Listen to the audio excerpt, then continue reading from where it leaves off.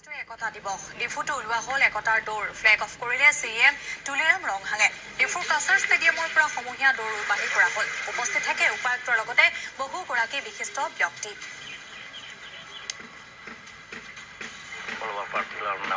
নামকৰণ কৰা হৈছে যে একতা হৈ আমি একতা সকলো একতাবদ্ধ হৈ আমি দৌৰিব লাগে লগতে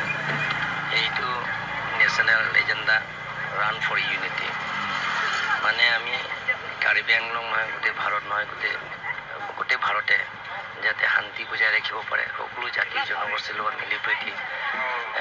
এইটো মেছেজ দিব বিচাৰি যাতে আমি ৰান ফৰ ইউনিটি যে আমি দৌৰিলে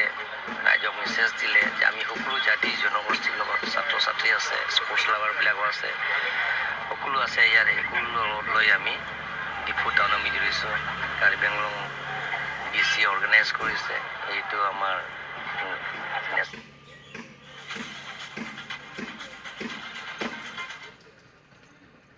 জয়পুৰ প্ৰসাৰণত